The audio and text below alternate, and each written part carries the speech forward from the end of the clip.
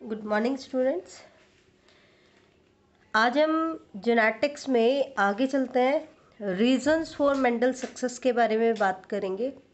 बेटा, reason for Mendel success मतलब कि मेंडल इतना कामयाब हो गया कि उसकी डेथ के बाद उसको फादर ऑफ जेनेटिक्स कहा। हालांकि उसके जीते जी उसको नेम एंड फेम नहीं मिला, लेकिन उसके डेथ के बाद वो काफ़ी फेमस हुआ। ठीक है, उसको फादर ऑफ जेनेटिक्स कहा गया। तो इसके कारण क्या है, मेंडल इतना कामयाब क्यों हुआ एंड में जाकर के?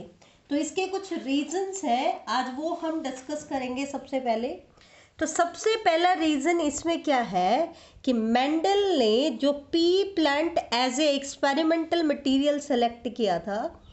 P plant is invariably autogamous. यह हमें बहुत पहले से पता है। इनवेरिएबली क्या है, वो ऑटोगैमस है। क्यों? क्योंकि पी प्लांट में क्लिस्टोगैमस फ्लावर प्रोड्यूस होते हैं। कैसे फ्लावर प्रोड्यूस होते हैं? क्लिस्टोगैमस। तो उसको अपने आप उसको क्या मिल रही थी? प्योर लाइन्स अवेलेबल हो रही थी। उसको पता ही नहीं था, लेकिन उसको क्या मिल रही थी? प्योर लाइन्स अवेलेबल हो रही थी, वो भी इजीली। ठीक है, तो ट्रू ब्रीडिंग लाइन्स जो थी वो इजीली उसको अवेलेबल हो रही थी। दूसरा उसका सक्सेस का कारण क्या था कि उसने जो भी कैरेक्टर सेलेक्ट किए, जो हम 14 ट्रू ब्रीडिंग वेराइटीज़ की हम बात कर रहे हैं, तो वो सारे के सारे कैरेक्टर उसने ऐसे सेलेक्ट किए जिसमें हर कैरेक्टर में दो कॉन्ट्रास्टिंग ऑप्शन थे, दो अपोजिट ऑप्शन थे।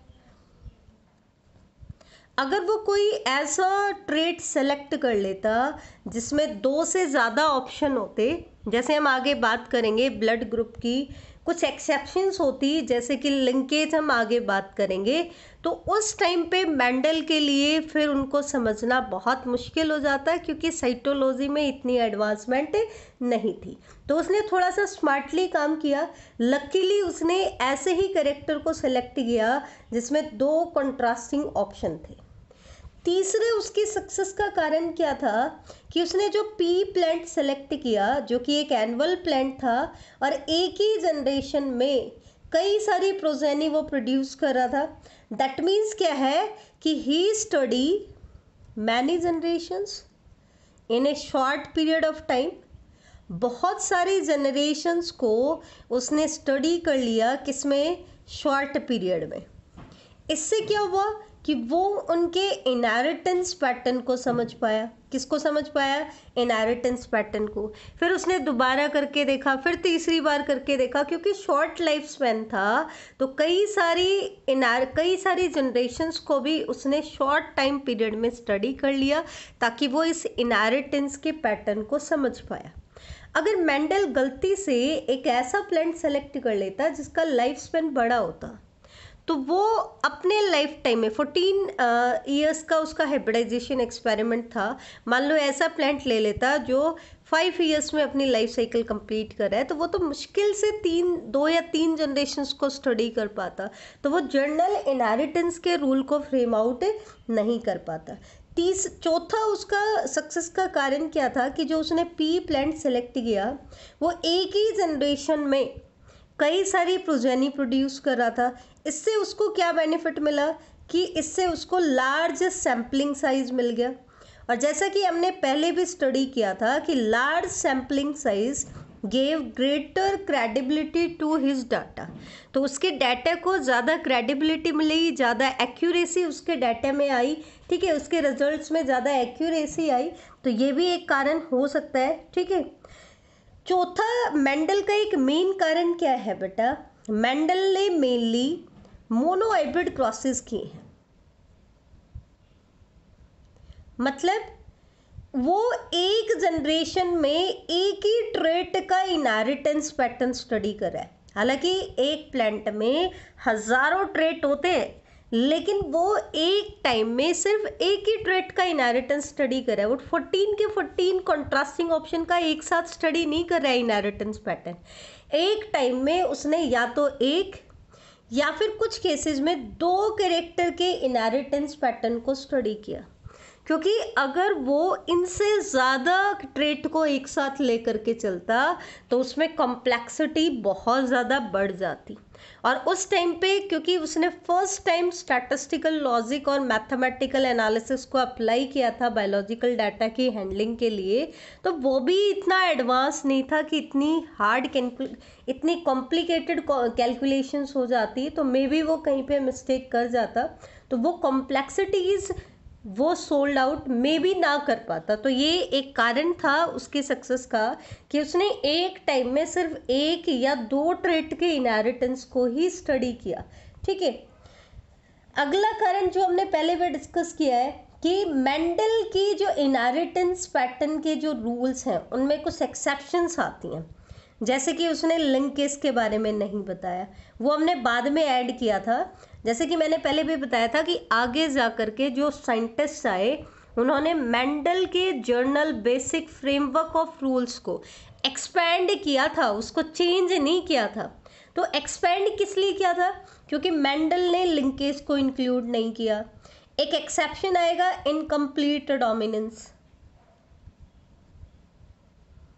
या फिर ऐसी ही जो दूसरे इंट्रैक्शन होती है कोडोमिनेंस हम पढ़ेंगे। ठीक है, तो मेंडल ने अगर उस टाइम मेंडल ऐसे ट्रेट को सेलेक्ट कर लेता जो या तो लिंकेज शो करते या इनकम्प्लीट डोमिनेंस शो करते या ऐसी ही कोई इंट्रैक्शन सॉल्व करते, तो उस केस में वो सॉल्व नहीं कर पाता, तो वो फेल हो जाता। तो ये उसका लक था कि उसने ऐसे ही ट्रेट को सेलेक्ट किया। लकीली ये उसका लक फैक्टर था जो ना तो लिंकेज शो कर रहे थे, ना इनकम्प्लीट डोमिनेंस शो कर रहे थे, ना ऐसी कोई दूसरी इंट्रैक्शन शो कर रहे थे।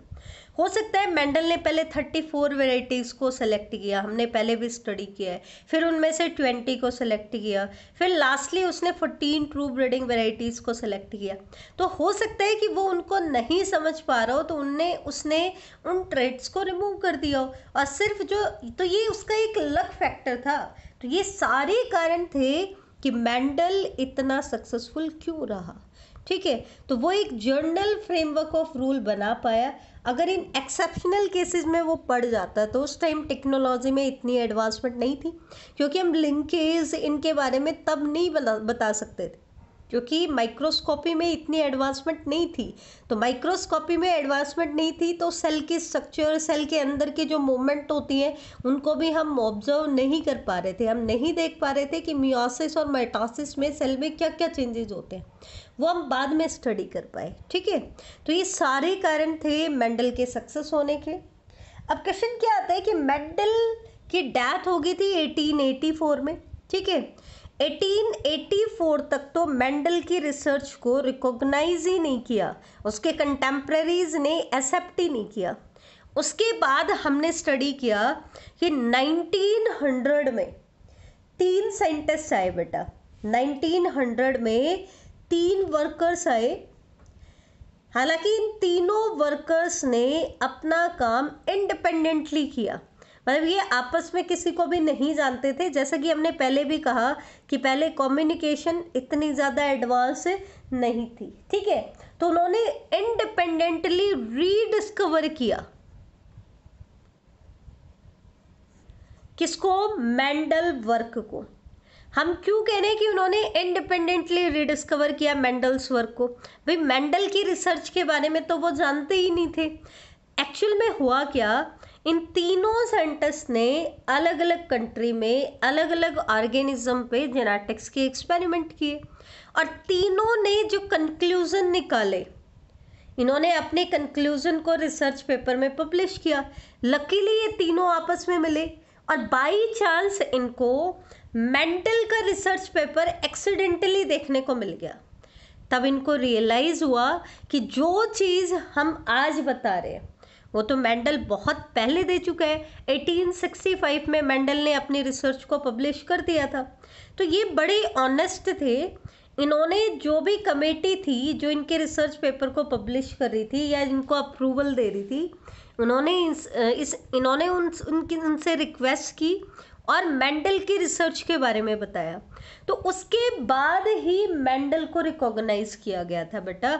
और तब रिकॉग्नाइज क्यों किया गया, उसका एक कारण भी था। क्या कि 1900 तक आते आते माइक्रोस्कोपी में बहुत ज़्यादा एडवांसमेंट आ गई। ठीक है, और माइक्रोस्कोपी में एडवांसमेंट आई तो हम क्रोमोसोमल मूवमेंट को ऑब्जर्व कर पाए। हालांकि हमें ये नहीं पता था उस टाइम, 1902 में हम कहते हैं वॉटसन एंड शूटन आ गए थे, ठीक है। तो वो कुछ हद तक उस टाइम तक आते आते क्या हो गया, साइटोलॉजी में एडवांसमेंट आई, तो वो कुछ चीज़ें ऑब्जर्व कर पाए, दैट मीन्स उसका फिजिकल प्रूफ दे पाए जो मेंडल नहीं दे पा रहा था।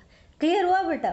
तो ये चीज़ हमने डिस्कस कर ली कि मेंडल ने अपने रिसर्च को कब पब्लिश किया था, 1865 में।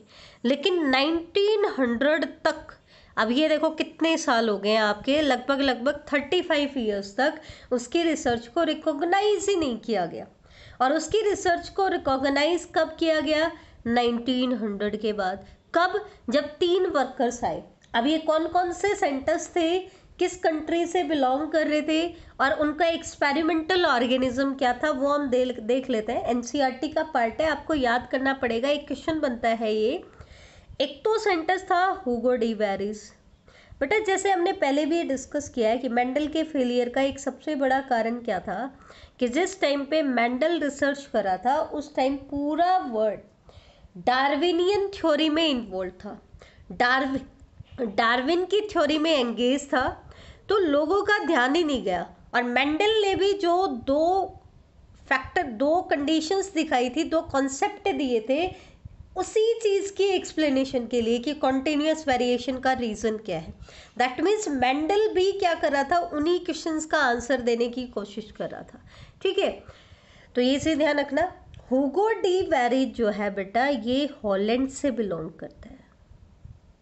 हुगो डी वेरिस कहाँ से था, हॉलैंड से। और इसने काम किस पे किया था, इवनिंग प्रिमरोज पे। किस पे काम कर रहा था बेटा, ये इवनिंग प्रिमरोज पे काम कर रहा था। दूसरा सेंटेंस था कार्ल कॉरेंस, ये था जर्मनी से, और इसने काम किया था हॉकवीड पे। तीसरा सेंटेंस था बेटा वॉन टैशरमैक। स्पेलिंग ध्यान से करना, कौन सा सेंटेंस कहाँ से बिलोंग करता है और उसका एक्सपेरिमेंटल ऑर्गेनिज्म क्या था। वॉन टैशरमैक ऑस्ट्रिया से बिलोंग करता है, और इसने अलग अलग फ्लावरिंग प्लांट्स पे काम किया, कोई पर्टिकुलर फ्लावरिंग प्लांट नहीं था, डिफरेंट फ्लावरिंग प्लांट्स पे इसने काम किया। तो एक बार मैं रिपीट कर देती हूँ, ध्यान से सुनना। वो कौन से 3 साइंटिस्ट थे जिन्होंने मेंडल की रिसर्च को रीडिस्कवर किया। रीडिस्कवर क्यों? क्योंकि जो चीज़ें पहले मेंडल बता चुका था वही चीज़ें कौन बता रहे थे, ये तीनों साइंटिस्ट बता रहे थे। हालांकि ना तो ये मेंडल को पहले जानते थे, ना इनका आपस में कोई इंटरेक्शन था, इन्होंने तीनों ने अपनी रिसर्च इंडिपेंडेंटली की, ठीक है। लेकिन बेटा ये क्योंकि बड़े ऑनेस्ट थे, तो इन्होंने मेंडल के लिए काफ़ी फाइट की, और मेंडल को इतना कंट्रीब्यूशन दे दिया, इतना रिस्पेक्ट दे दिया कि मेंडल को इनकी वजह से फादर ऑफ जेनेटिक्स कहा गया। अगर ये उस टाइम पे ऑनेस्टी नहीं दिखाते तो हम आज भी मेंडल को नहीं जानते। अगर ये चाहते तो खुद से क्रेडिट ले सकते थे, ठीक है। तो ये 3 साइंटिस्ट कौन कौन से हैं, Hugo de Vries from Holland, Carl Correns from Germany, von Tschermak from Austria. और हुगो डी वेरिस ने किस पे काम किया था, इवनिंग प्रिमरोज पे। कार्ल कॉरेंस ने हॉकवीड पे, बेटा नगेली भी हॉकवीड पे ही काम कर रहा था। वॉन टैशरमैक जो है उसने अलग अलग फ्लावरिंग प्लांट्स पे काम किया था। अब क्वेश्चन क्या आता है, why rediscovery of Mendel work was possible in 1900। तो ये हम बता चुके क्यों पॉसिबल हुई, due to advancement in microscopy.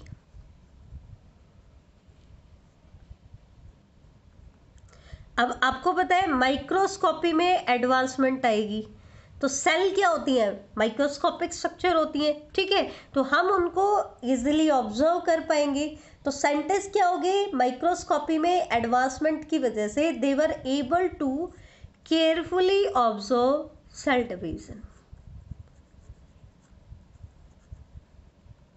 वो क्या ऑब्जर्व कर पाए, सेल डिवीजन को ऑब्जर्व कर पाए। तब उनको एहसास हुआ कि कोई ऐसी चीज़ है जो उसकी प्रोजेनी सेल्स में ट्रांसफ़र होती है, कैसे ट्रांसफ़र होती है वो चीज़ें उनको समझ में आने लगी। दैट मीन्स हम कह सकते हैं कि उनको थोड़ा थोड़ा इनहेरिटेंस का पैटर्न समझ आने लग गया। मे बी इन फ्यूचर जैसे जैसे और ज़्यादा एडवांसमेंट आएगी साइटोलॉजी में, हम मेंडल की रिसर्च को और ज़्यादा एक्सपेंड करते जाएंगे। ठीक है, तो ये था अभी का टॉपिक। अब हम आते हैं नेक्स्ट टॉपिक के ऊपर, और नेक्स्ट मैं अभी आपको करा रही हूँ कुछ डिटेल के पॉइंट जो काफ़ी कंफ्यूजिंग रहते हैं, कई बार एग्जाम्स में आते हैं, तो इनको एक बार ध्यान से देखना। सबसे पहला वर्ड आता है फिनोकॉपी। फिनोकॉपी क्या होता है बेटा? ये कोई भी नॉन हेरिडिटरी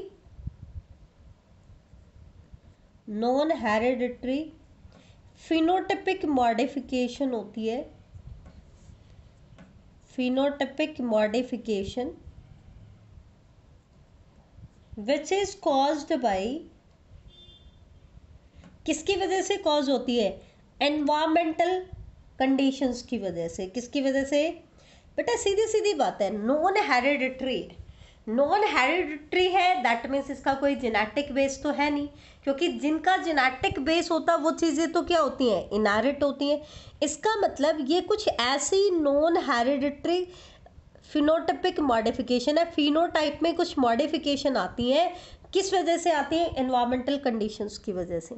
हमने पहले भी डिस्कस किया है कि फिनोटाइप जो है ना, उसको दो चीज़ें अफेक्ट करती हैं, जेनेटिक मेकअप मतलब जीनोटाइप, और साथ में इन्वायरमेंट। ठीक है, तो ऐसे फिनोटाइपिक कैरेक्टर्स जो नॉन हेरिडिटरी होते हैं और जो इन्वायरमेंट्स की वजह से आते हैं, उनको हम क्या कहते हैं? फिनोकॉपी कहते हैं। ठीक है, इसके बाद आता है फिनोलॉजी। क्या होता है? ये मैंने करेक्शन किया है। फिनोलॉजी क्या होता है? तो फिनोलॉजी क्या होता है बेटा? Periodic biological phenomena. ये एक पीरियोडिक बायोलॉजिकल फिनोमिना है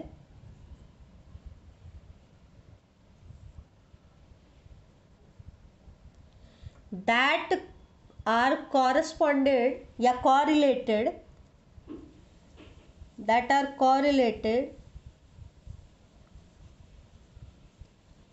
with climatic conditions, या हम कह दें environmental conditions।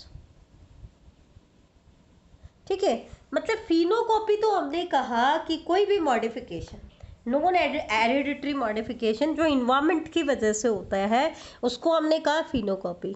लेकिन जो फिनोमिना है जो ये क्लाइमेटिक कंडीशंस की वजह से चेंज कराता है, तो it is the periodic biological phenomena that are correlated with climatic condition. जो क्लाइमेटिक कंडीशंस के इफेक्ट को दिखाता है, इफेक्ट ऑफ इन्वायरमेंट बताता है, उसको हम क्या कहते हैं? फिनोलॉजी कहते हैं। ठीक है, फिर कुछ वर्ड आते हैं जो हम आगे भी यूज़ करेंगे। एक वर्ड आता है हाइब्रिड, कि हाइब्रिड क्या होता है। एक वर्ड आता है कैरियर। ठीक है, फिर दो वर्ड और भी होते हैं, हेट्रोसिस क्या होता है, हेट्रोजाइगस क्या होता है, तो ये भी हम स्टडी करेंगे।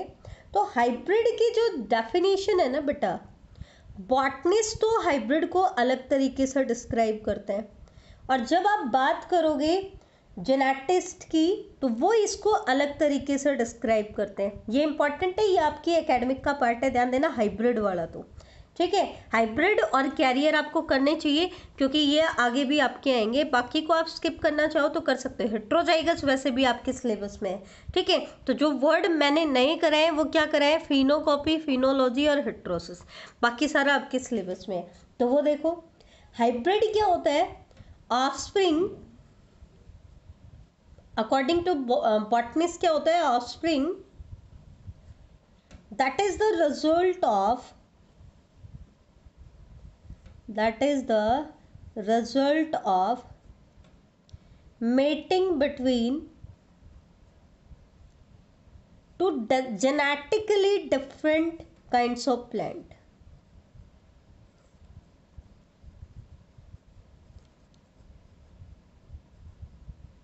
ये हम पहले भी बोल चुके हैं। हम सिंपली क्या कहते हैं? हाइब्रिड किसे कहते हैं? एक ऐसी प्रोजेनी जो दो जेनेटिकली डिफरेंट प्लांट की मेटिंग से प्रोड्यूस होती हैं, उनको हम क्या कहते हैं? हाइब्रिड कहते हैं। तो ये डेफिनेशन किसकी है बेटा? बॉटनिस्ट की है। Offspring that is the result of mating between two genetically different kind of plant. Genetically different है दो प्लांट, अगर हम उनकी मेटिंग करा दें, और उनकी मेटिंग मतलब ब्रीडिंग, इसका मतलब सेम स्पीसीज से तो बिलोंग करेंगे ही करेंगे। तो उनकी अगर हम ब्रीडिंग कराते हैं तो उस ब्रीडिंग से जो प्रोजेनी हमें मिलती है उनको हम क्या कहते हैं? हाइब्रिड। ऐसा बॉटनिस्ट का मानना है। लेकिन जेनेटिस्ट क्या कहता है? ये तो पूरे प्लांट की ब्रीडिंग की बात कर रहा है। किसकी बात कर रहा है? पूरे प्लांट की ब्रीडिंग की बात कर रहा है। लेकिन जेनेटिस्ट क्या कहते हैं? Plant can be hybrid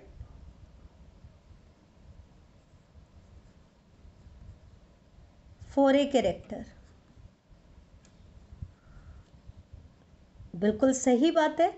genetics क्या कहते हैं कि हमने, बॉटनिस्ट तो कहते हैं दो जेनेटिकली डिफरेंट प्लांट्स की हम मेटिंग करा दें तो उससे जो प्रोजेनी आएंगी वो हाइब्रिड कहलाती हैं। लेकिन क्या बेटा, एक इंडिविजुअल में हजारों कैरेक्टर होते हैं, तो क्या उनके सारे के सारे कैरेक्टर हाइब्रिड फॉर्म में आ चुके हैं? ऐसा तो ज़रूरी नहीं है।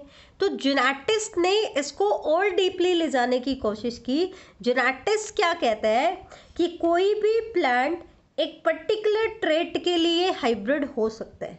जैसे हमने कहा कि कैपिटल टी की मेटिंग हमने कराई स्मॉल टी के साथ, तो आपकी प्रोजेनी क्या आई? Capital T. अब क्योंकि ये कैपिटल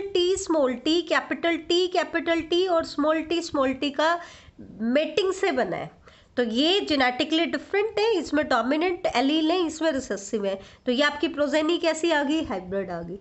तो लेकिन क्या उस प्लांट में एक ही ट्रेट था प्लांट हाइट का? नहीं, उसके साथ और भी बहुत सारे ट्रेट थे।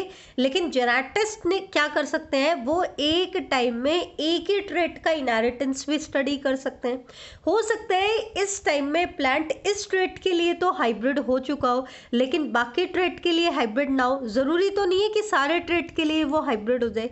तो जेनेटिस्ट क्या कहते हैं? कोई भी प्लांट किसी एक पर्टिकुलर कैरेक्टर के लिए भी क्या हो सकता है? हाइब्रिड हो सकता है। जबकि बॉटनिस्ट क्या कहते हैं कि पूरा प्लांट ही आपका हाइब्रिड होता है जब हम दो जेनेटिकली डिफरेंट प्लांट की मेटिंग कराते हैं। अब हम बात करते हैं कि हेटेरोसिस क्या होती है। लेकिन बेटा यहाँ पर देखो, हाइब्रिड में आपको फिर समझ में आएगा, यहाँ पर जो प्रोजेनी आई ना, इसको हम कहेंगे फर्स्ट जनरेशन, F1 जनरेशन भी बोलते हैं। तो ये जो प्रोजेनी है ये with in the range of parental range के अंदर है।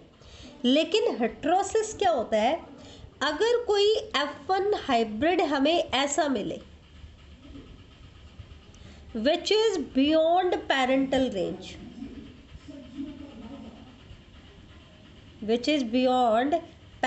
रेंज, तो ये जो कंडीशन होती है इसको हम कहते हैं हेटेरोसिस। अब बियॉन्ड पेरेंटल रेंज का मतलब क्या है? जैसे हमने +1 में भी पढ़ा है, अगर हम एक मेल डोंकी की मेटिंग करा दें, किसके साथ? फीमेल हॉर्स के साथ, क्योंकि हमने कहा था कि कहीं कहीं पे occasionally species barrier break down हो जाते हैं। तो इनकी मेटिंग से हमें क्या मिला?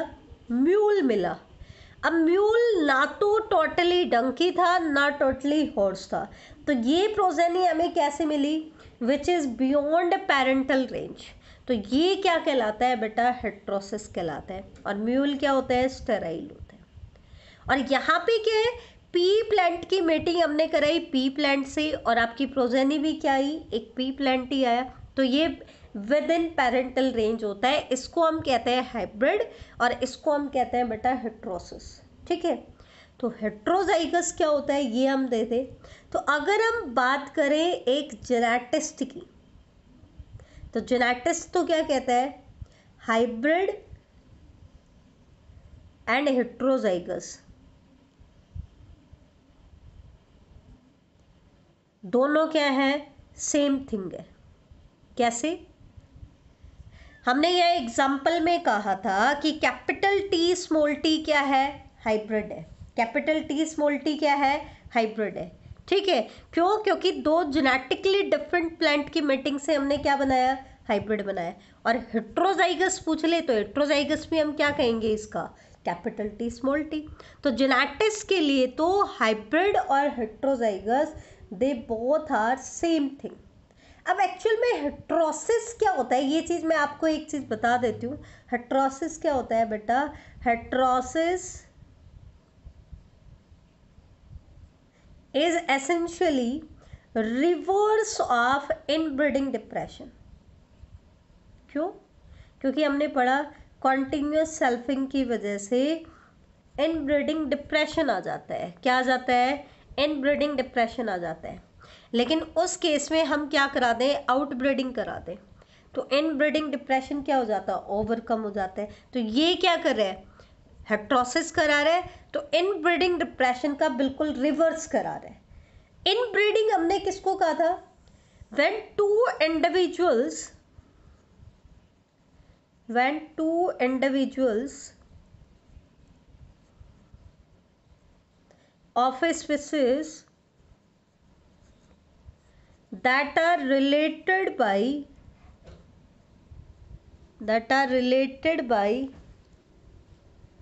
descent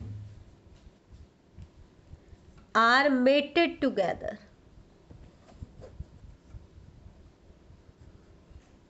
मतलब ये क्या कह रहा है? डेसेंट मैंने पहले भी कहा था कि जो दो पेरेंट हैं उनकी जो प्रोजेनी आई, ये इनके पेरेंट्स हैं और ये इनकी प्रोजेनी, फिर इनकी जो प्रोजेनी आई तो ये क्या है बेटा? इनके डिसेंडेंट है, और ये क्या है? इनके एंसेस्टर्स हैं या पेरेंट हैं, ग्रैंड पेरेंट्स हैं। तो ऐसे एक जनरेशन हम नीचे चले जाएं, आगे चले जाएं, तो वो होते हैं डिसेंडेंट, और ऊपर चले जाएं तो वो क्या होते हैं? एंसेस्टर्स होते हैं। क्या होते हैं बेटा? एंसेस्टर्स होते हैं। तो ये चीज़ ध्यान रखना। तो अभी हमने स्टडी किया, कुछ बेसिक चीज़ें हमने स्टडी की कि हाइब्रिड क्या होता है, हेट्रोसिस क्या होता है, हेट्रोजाइगस क्या होता है, इनब्रीडिंग क्या होता है आपका। अच्छा, एक चीज़ और हम ले लेते हैं, कैरियर क्या होता है। ठीक है, अगर कोई भी इंडिविजुअल एक सिंगल जीन के लिए हेट्रोजाइगस है तो हम कहते हैं उसको कैरियर। मान लो कैपिटल टी स्मॉल टी है, ठीक है, एक ही जीन के लिए हेट्रोजाइगस है, तो इसका मतलब ये क्या है? कैरियर है, कैपिटल टी एलील को कैरी किए हुए, ठीक है, तो वो इसके लिए कैरियर है। आगे हम स्टडी करेंगे कैरियर की जो डेफिनेशन होती है, खास करके हम वो देते हैं रिसेसिव ट्रेट के केस में। किसके केस में देते हैं? रिसेसिव। वो हम आगे डिस्कस करेंगे। अब इसके बाद कुछ बेसिक चीज़ें आती हैं जो जेनेटिक्स से रिलेटेड है, और ये समझना बड़ा इम्पॉर्टेंट है बेटा, क्योंकि आगे जो हम क्रॉस करने वाले हैं उसमें ये चीज़ें आपके काम आएंगी। सबसे पहली चीज़ हम लेके चल रहे हैं जीन सिंबल। तो जीन सिंबल क्या होता है? तो बेटा जेनेटिक्स में किसी भी कैरेक्टर को रिप्रेजेंट करने के लिए, for the representation of character, हम क्या यूज करते हैं? एक अल्फाबेटिकल सिंबल देते हैं। क्या देते हैं? अल्फाबेटिकल सिंबल देते हैं। तो जेनेटिक्स में किसी भी कैरेक्टर को रिप्रेजेंट करने के लिए जो हम अल्फाबेटिकल सिंबल्स देते हैं, उन सिंबल्स को हम कहते हैं जीन सिंबल। अब क्या सिंबल हम देंगे? आपने पढ़ा है कि जो अल्फ़ाबेट्स होते हैं उनमें एक होता है अपर केस, कैपिटल लेटर्स जो हम यूज़ करते हैं, बड़ी ABCD जो हम यूज़ करते हैं, एक होता है लोअर केस, स्मॉल लेटर हम यूज़ करते हैं। तो जो अपर केस होता है ना बेटा, अपर केस यूज़ किया जाता है किसके लिए? डोमिनेंट ट्रेट के लिए। मेंडल ने अपर केस किसके लिए यूज़ किया? डोमिनेंट ट्रेट के लिए। और लोअर केस किसके लिए यूज़ किया? रिसेसिव ट्रेट के लिए। किसके लिए बेटा? रिसेसिव ट्रेट के लिए। अब मेंडल को कैसे पता चला कि दो कॉन्ट्रास्टिंग ऑप्शंस में से कौन सा डोमिनेंट ट्रेट है और कौन सा रिसेसिव है? इसको ध्यान से समझना है, ये एक NCERT का क्वेश्चन भी बन सकता है आपका। How can we find out that out of the two contrasting option which trait is dominant and which is recessive? जैसे हम बात करें कि हमारे पास एक है टॉल प्लांट और एक है ड्वार्फ प्लांट, ठीक है बेटा। तो ये एक ही ट्रेट के दो कंट्रास्टिंग ऑप्शन है। तो हम कैसे पता चले कि इनमें से डोमिनेंट कौन सा है और रिसेसिव कौन सा है? तो सिंपली एक ही ट्रेट के जो दो कंट्रास्टिंग ऑप्शन है उनकी मेटिंग करा दो। प्योर लाइन होनी चाहिए, लेकिन क्या करा दो, प्योर लाइन हो, ये टॉलनेस के लिए प्योर हो, दैट मीन्स होमोजाइगस हो, और ये ड्वार्फनेस के लिए प्योर हो, दैट मीन्स होमोजाइगस हो। दोनों क्या होने चाहिए, हालांकि अभी हमें नहीं पता है कौन सा डोमिनेंट है कौन सा रिसेसिव है, मैं वैसे ही लिख रही हूँ कि ये कैपिटल टी ये स्मॉल, क्योंकि हमें पता है कि टॉल क्या है, डोमिनेंट है। लेकिन मेंडल को कैसे पता चला, उसने दोनों के प्योर लाइन्स ले लिए, टॉल और ड्वार्फ, ठीक है, क्योंकि पी प्लांट में तो नेचुरली मिल रहे थे तो टेंशन ही नहीं थी। उसने सीधा सीधा क्या किया कि जो दो कंट्रास्टिंग ऑप्शन है उनकी सिंपली क्रॉस करा दी और उनकी प्रोजेनी निकाल दी, ठीक है, क्या निकाल दी, प्रोजेनी। अब जो प्रोजेनी में फिनोटाइप दिखाई दे रहा है ना, वो फिनोटाइप जिस पेरेंट का है या जिस ट्रेट का है वो ट्रेट क्या कहलाएगा, डोमिनेंट। जैसे अगर हम क्रॉस कराएं कैपिटल टी और स्मॉल टी की, तो आपकी सारी प्रोजेनी कैसी आती हैं, कैपिटल टी स्मॉल टी, और आपका फिजिकल एक्सप्रेशन क्या आता है, टोल। अब जो भी ट्रेट F1 में अपने आप को एक्सप्रेस करता है वो ट्रेट क्या कहलाएगा बेटा, डोमिनेंट ट्रेट कहलाएगा। जैसे प्लांट हाइट के केस में जिस ट्रेट ने F1 जनरेशन में अपना एक्सप्रेशन दिखाया वो ट्रेट था टोल, इसलिए टोल डोमिनेंट है और ड्वार्फ क्या है, रिसेसिव है। इसलिए मेंडल ने टॉलनेस के लिए एलील लिया कैपिटल टी और ड्वार्फनेस के लिए लिया स्मॉल टी। बेटा ध्यान से सुनना, ये चीज़ें इंपॉर्टेंट है। मेंडल को कैसे पता चला कि दो कंट्रास्टिंग ऑप्शंस में से कौन सा ट्रेट डोमिनेंट है कौन सा रिसेसिव है, बहुत इंपॉर्टेंट क्वेश्चन है। तो सिंपली मेंडल ने क्या किया, क्योंकि जीनोटाइप तो वो देख ही नहीं सकता था, वो तो सिर्फ फिजिकल एक्सप्रेशन से ही पता लगा रहा था, तो उसने दो ऑप्शन, जो दो कंट्रास्टिंग ऑप्शन वाले कैरेक्टर थे उनकी मेटिंग करा दी प्लांट्स की, और फिर उनकी प्रोजेनी में देखा कि कैसा ट्रेट आ रहा है। तो उसकी सारी प्रोजेनी में, क्योंकि प्योर लाइंस अगर होंगी तो अगली जनरेशन जो F1 जनरेशन होगी उसकी सारी प्रोजेनी एक ही फिनोटाइप की आएंगी, और वो फिनोटाइप सिर्फ एक ही पेरेंट का होगा।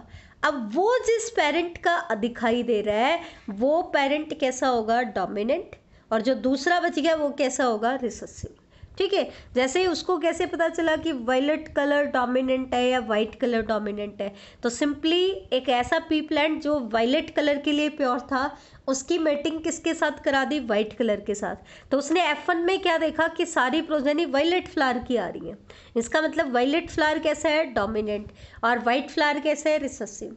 ऐसे ही उसने राउंड सीड और रिंकल्ड सीड की मेटिंग कराई, तो जो उसने F1 में रिजल्ट क्या देखा कि सारी प्रोजेनी राउंड आ रही है, दैट मीन्स राउंड डोमिनेंट है, और जो आपका रिंकल्ड है वो कैसा है, रिसेसिव। तो मेंडल को इस तरीके से पता चला है इन चीज़ों के बारे में। अब हम देख लेते हैं, एक वर्ड आता है पेरेंटल जनरेशन। पेरेंटल जनरेशन क्या होती है, F1 जनरेशन क्या होती है, F2 जनरेशन क्या होती है, पुन्नेट स्क्वायर क्या होता है, ये चीज़ें हम देख रहे हैं। तो पेरेंटल जनरेशन किसे कह रहे हैं, किसी भी ओरिजिनल क्रॉस में, किसी भी ओरिजिनल क्रॉस में जो भी हम ऑर्गेनिज्म इन्वॉल्व कर रहे हैं वो क्या कहलाते हैं, पेरेंटल जनरेशन। जैसे यहाँ पर हमने मेटिंग कराई टॉल की किसके साथ, ड्वार्फ के साथ, तो ये ओरिजिनल क्रॉस है जहाँ पे हम प्योर लाइन से शुरुआत कर रहे हैं। तो ये जनरेशन जिसमें ये दो पेरेंट आ रहे हैं ये क्या कहलाएंगे, पेरेंटल जनरेशन। इसके बाद आती है F1 जनरेशन। F1 की फुल फॉर्म है first filial generation.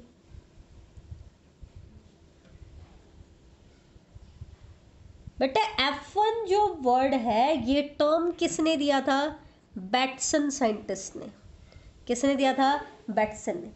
F1 generation किसे कह रहे हैं, जब हमने ओरिजिनल पेरेंट मतलब पेरेंटल जनरेशन की मेटिंग कराई तो उनकी मेटिंग से जो हाइब्रिड प्रोजेनी हमें मिली वो प्रोजेनी क्या कहलाएंगी, F1 जनरेशन कहलाएंगी। इसका मतलब generation of hybrids obtain from A cross between two genetically different parent. शुरुआत ध्यान रखना, हमने प्योर लाइन से शुरुआत करनी है। तो प्योर लाइन वाले जो पेरेंट है वो तो है पेरेंटल जनरेशन, फिर उनके हाइब्रिडाइजेशन से जो प्रोजेनी बनी वो क्या कहलाएंगी, F1 जनरेशन। फिर आते हैं F2, तो F2 जनरेशन होता है सेकेंड फिलियल जनरेशन। क्या होता है, सेकेंड फिलियल। ये भी जो टर्म है ये किसने दिया था बेटा, इसमें ये चीज ध्यान रखना है, F2 जनरेशन भी सेम चीज वही है। क्या, जो F1 प्रोजेनी आई है उन्हीं की हम आपस में मीटिंग करा दें, उन्हीं में से एक मेल ले ले और एक क्या ले ले, फीमेल। अब क्योंकि पी प्लांट तो बाईसेक्सुअल फ्लावर ले रहा था तो हमें आर्टिफिशियल हाइब्रिडाइजेशन करानी थी, तो एक फ्लावर, एक प्लांट का हमने क्या ले लिया, मेल पार्ट ले लिया और दूसरे का क्या ले लिया, फीमेल पार्ट। तो उनकी जो प्रोजेनी आई अगली जनरेशन की वो क्या कहलाएंगी, F2 जनरेशन। तो F2 जनरेशन क्या होता है, individuals obtain from breeding of hybrids of F1। अगर हम F1 के हाइब्रिड्स की ब्रीडिंग करा दें आपस में ही तो उनसे जो प्रोजेनी मिलती हैं वो क्या कहलाती हैं, F2 जनरेशन। तो ये कुछ बेसिक टर्म थे। नेक्स्ट लेक्चर में हम सबसे पहले पुन्नेट स्क्वायर के बारे में पढ़ेंगे क्योंकि ये लेक्चर थोड़ा सा लंबा हो गया है, ठीक है। आगे का हम फिर नेक्स्ट लेक्चर में पढ़ेंगे। थैंक यू बेटा।